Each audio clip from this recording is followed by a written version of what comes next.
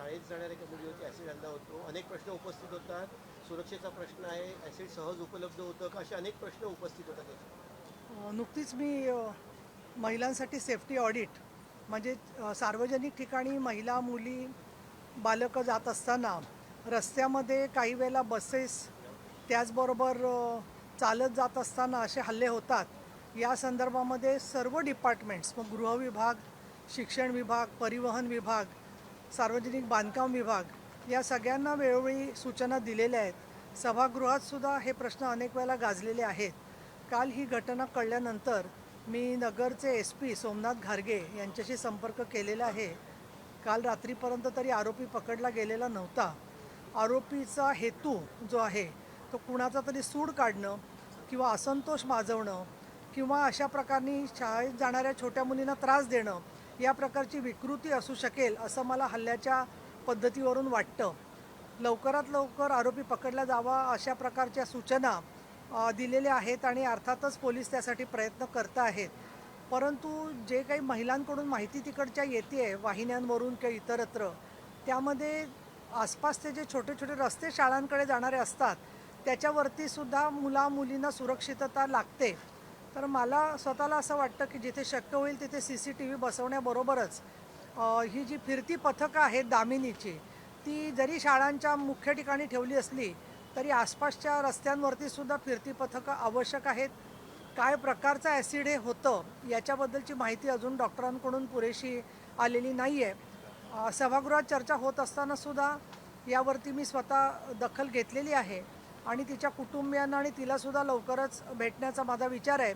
पण अशा प्रकारच्या हल्ल्यांच्यामध्ये वेगळा शक्ती कायद्यासारखा राज्यस्तरीय कायदा असावा अशा प्रकारचं भूमिका मी सभागृहामध्ये महिलांच्या ठरावावरती मांडलेली होती.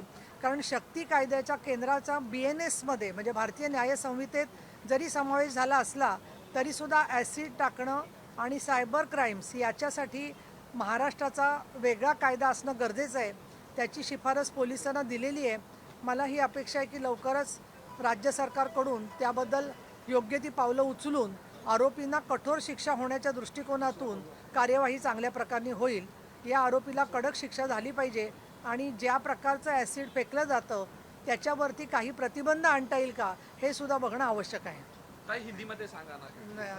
महिलांसाठी सेफ्टी ऑडिट म्हणजे सार्वजनिक ठिकाणी महिला मुली बालकं जात असताना रस्त्यामध्ये काही वेळेला बसेस त्याचबरोबर चालत जात असताना असे हल्ले होतात.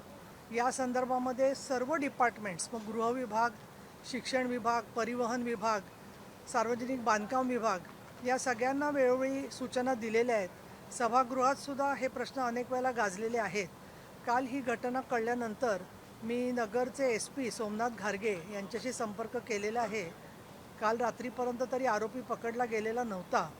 आरोपीचा हेतू जो आहे तो कुणाचा तरी सूड काढणं किंवा असंतोष माजवणं किंवा अशा प्रकारे शाळेत जाणाऱ्या छोट्या मुलींना त्रास देणं या प्रकारची विकृती असू शकेल असं मला हल्ल्याच्या पद्धतीवरून वाटतं. लवकरात लवकर आरोपी पकडला जावा अशा प्रकारच्या सूचना दिलेल्या आहेत आणि अर्थातच पोलीस त्यासाठी प्रयत्न करत आहेत. परंतु जे काही महिलांकडून माहिती तिकडच्या येते आहे वाहिन्यांवरून किंवा इतरत्र, त्यामध्ये आसपासचे जे छोटे छोटे रस्ते शाळांकडे जाणारे असतात त्याच्यावरती सुद्धा मुलींना सुरक्षितता लागते.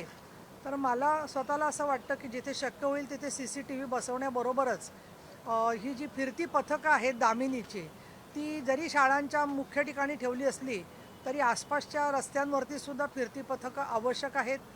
काय प्रकारचं ॲसिड हे होतं याच्याबद्दलची माहिती अजून डॉक्टरांकडून पुरेशी आलेली नाही आहे. सभागृहात चर्चा होत असताना सुद्धा यावरती मी स्वतः दखल घेतलेली आहे आणि तिच्या कुटुंबियांना आणि तिलासुद्धा लवकरच भेटण्याचा माझा विचार आहे.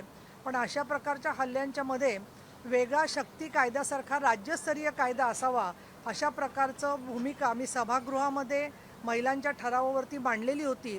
कारण शक्ती कायद्याच्या केंद्राचा BNS मध्ये म्हणजे भारतीय न्याय संहितेत जरी समावेश झाला असला तरीसुद्धा ॲसिड टाकणं आणि सायबर क्राईम्स याच्यासाठी महाराष्ट्राचा वेगळा कायदा असणं गरजेचं आहे. त्याची शिफारस पोलिसांना दिलेली आहे.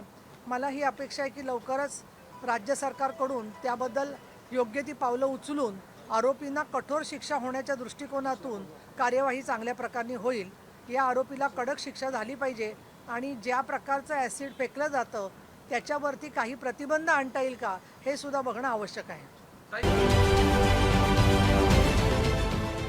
देश विदेशातील प्रत्येक घडामोडींचे लाईव्ह अपडेट मिळवण्यासाठी आता साम टीव्हीच्या सर्व सोशल मीडिया प्लॅटफॉर्मला लाईक, फॉलो आणि सबस्क्राईब करा. तसंच सर्व नोटिफिकेशनसाठी बेल आयकॉन प्रेस करायला विसरू नका.